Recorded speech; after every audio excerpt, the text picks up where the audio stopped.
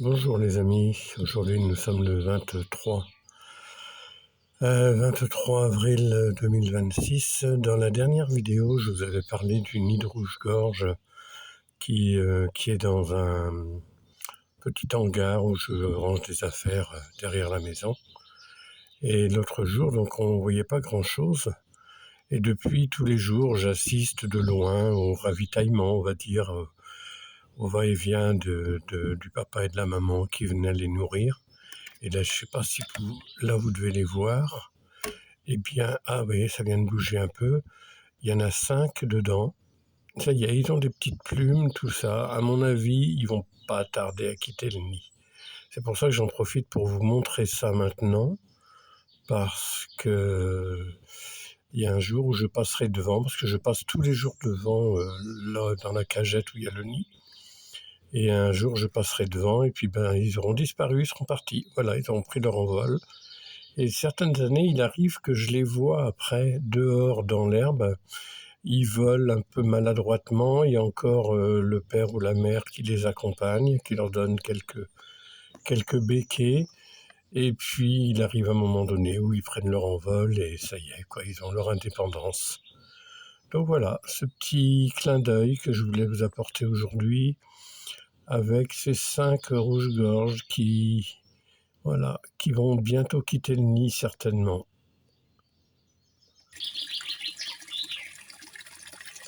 Là, je vous propose de continuer ce petit instant après les rouges-gorges au niveau du bassin des poissons rouges. Voilà, on les voit pas beaucoup en ce moment, mais ils sont là.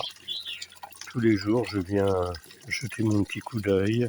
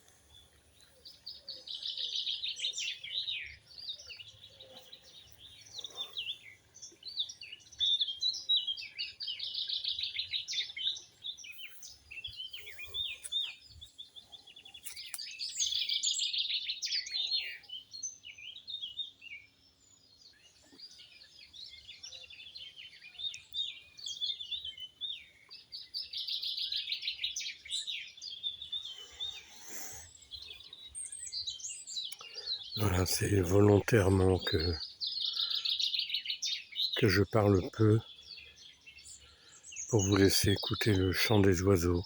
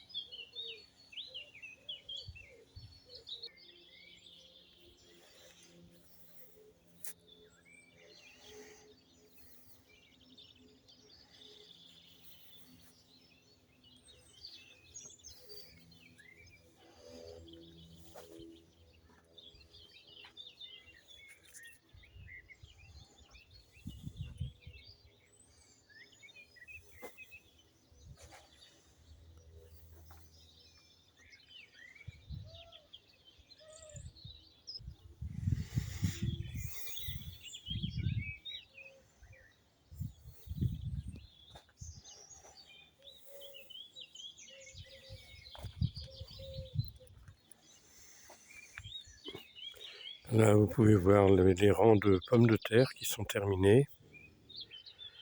Donc, ils sont butés pour l'instant. Maintenant, j'ai le paillage à mettre dessus. Je vais faire ça cet après-midi. En fait, c'est toute la tonte de pelouse. Je dois tondre cet après-midi. Donc, tous les déchets végétaux que je vais avoir, la tonte de pelouse, tout ça, je vais mettre ça sur ces buttes de terre pour protéger, garder l'humidité dans le sol en même temps. Sur la dernière vidéo, ça a été coupé à ce niveau-là. J'étais en train de vous montrer mes pommes de terre primes, mes tonton Louis, la fameuse semence que je garde depuis plusieurs générations. Et nous avons été coupés, je ne sais pas pourquoi, il y a eu un problème avec le téléphone. Donc oignons, échalotes, tout ça là-bas. Et donc là, tonton Louis, c'est celle-ci là qui est bien sortie. Ce sera la première pomme de terre que je consommerai au printemps maintenant, en attendant les autres qui seront récoltées au mois de septembre. Donc voilà, il y a tout ce rond là. Voilà, ça c'est les groseilliers, les petites groseilles roses. Vous voyez, il va y en avoir beaucoup encore cette année. Tous les ans, ces plantes groseilliers me donnent énormément de groseilles. Elles sont absolument délicieuses, excellentes. Pour les confitures ou même comme ça, manger nature, enfin nature, je veux dire, fraîche. Donc c'est vraiment un délice. Là, nous avons les fèves qui, pareil, sur une autre vidéo, je vous les avais montrées. Elles avaient été un peu saccagées par un chien d'ailleurs. Et vous voyez, là, les cosses commencent à se former.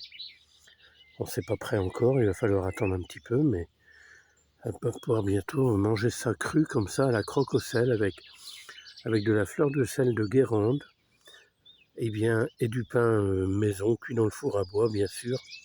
Vous prenez ça à l'apéritif, et bien, on dit, c'est génial. Ah, c'est une côte de blette, ou carde, ça dépend, il y a des gens qui appellent ça des cardes, côte de blette. Et c'est la partie blanche, là, que l'on peut manger avec en béchamel, à la poêle, comme ça. Et la partie verte, en fait, on peut l'utiliser aussi un peu comme des épinards. Donc les côtes de blette ou cardon, suivant les régions, je pense. Et là, nous avons quelques salades. Je ne me rappelle plus trop, mais il me semble que c'est de la feuille de chêne. Voilà, qui commence à bien se former. Et l'ail qui est à côté.